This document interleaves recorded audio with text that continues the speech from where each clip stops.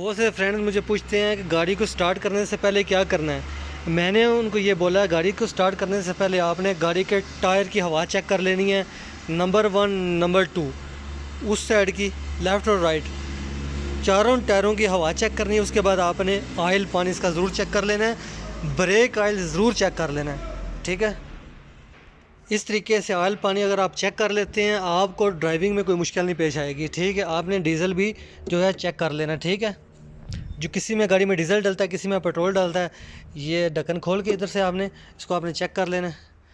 ٹھیک ہے. اور ڈھکن فل ٹائٹ ہے, کئی دفعہ ڈھکن لوز ہوتا ہے, اس میں بھی پرابلم آتے ہیں. ٹھیک ہے.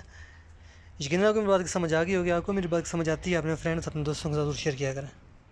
ابھی اس گاڑی میں ایک پرابلم آ رہا ہے, وہ آپ کے ساتھ میں شیئر کروں گا پارٹ 2 میں. ٹھیک ہے. آج کے لیے صرف اتنا ہی.